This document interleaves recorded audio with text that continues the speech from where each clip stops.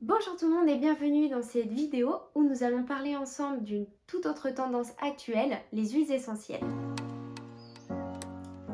Commençons d'abord par définir ensemble une huile essentielle. Une huile essentielle est un extrait liquide et aromatique obtenu généralement par distillation à la vapeur d'eau et à partir d'une plante. Autrement dit, c'est en quelque sorte la quintessence de la plante. Connues par leur père fondateur René Maurice Quetefossé pour leurs fins thérapeutiques, elles sont de nos jours présentes dans plusieurs domaines et sous plusieurs formes.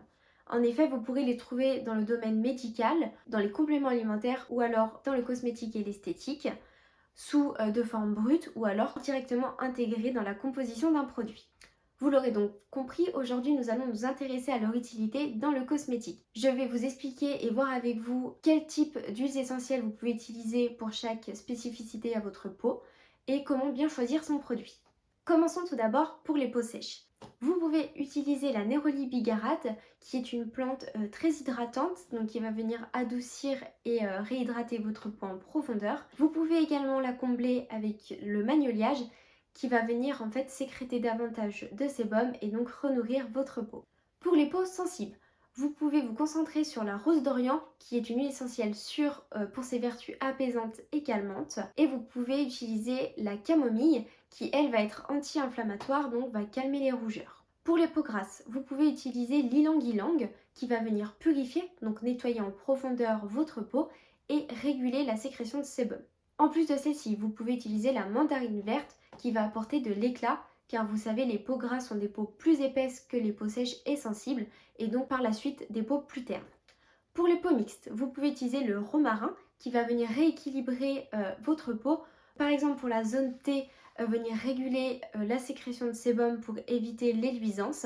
Et pour les zones latérales, donc au niveau des joues, venir réhydrater et apaiser. Si vous sentez notamment lors de ces saisons actuelles avec le froid que votre peau a davantage besoin de calme et d'hydratation, n'hésitez pas à rajouter de la rose ou de la camomille. Pour les peaux atones, je vous refais un débrief. Une peau atone est une peau qui connaît un relâchement cutané au niveau de l'ovale du visage et également du cou le plus généralement. Donc le but va venir de raffermir et repulper cette peau en utilisant l'iris ou alors le géranium. Le géranium va également combler les premières ridules et donc paraître plus jeune.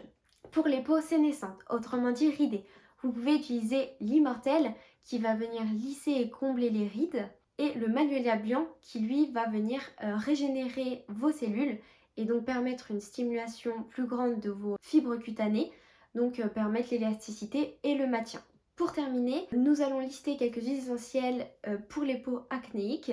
Vous connaissez sûrement le titri et le thym qui va venir sécher vos imperfections et permettre une cicatrisation sans rougeur. Et également le niaouli qui va lui avoir des vertus antibactériennes et donc nettoyer les bactéries de vos boutons et également réparer la cellule. Vous l'aurez donc compris, les huiles essentielles sont de véritables trésors pour le cosmétique, notamment par leur diversité mais également leur efficacité. Mais il faut faire attention de ne pas tomber dans la surconsommation puisque les huiles essentielles sont des produits très forts et peuvent parfois engager des irritations ou être nocifs pour certaines personnes. C'est le cas pour les femmes enceintes puisque les huiles essentielles vont pénétrer dans l'épiderme pendant une durée de 3 à 6 jours et donc s'attaquer à l'embryon et au bébé. On le déconseille également aux enfants qui ont une peau plus fine et donc plus sensible et vont être plus sujettes à des irritations provoquées par les huiles essentielles. Les huiles essentielles vont également être trop fortes pour les personnes qui font de l'eczéma et qui peuvent ressentir une vraie brûlure ou une vraie irritation au niveau de leur zone touchée. Pour terminer, je vous conseille de mon côté de ne pas utiliser une huile essentielle brute, mais plutôt de la compléter avec votre crème de jour, shampoing ou encore crème pour le corps. Comme ça, vous viendrez alléger les irritations que les huiles essentielles ont tendance à donner.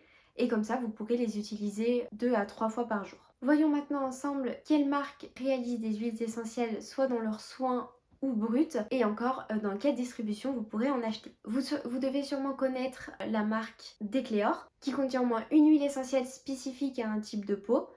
Vous pourrez également trouver la marque Sanoflore, Panarum ou alors Pure Essentiel.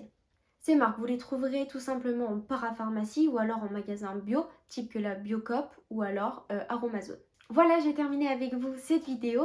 N'hésitez pas si vous avez des questions à laisser des commentaires ou alors à me trouver en privé sur Instagram. Je vous laisse mon profil en description. Et bien sûr, n'hésitez pas à mettre un j'aime.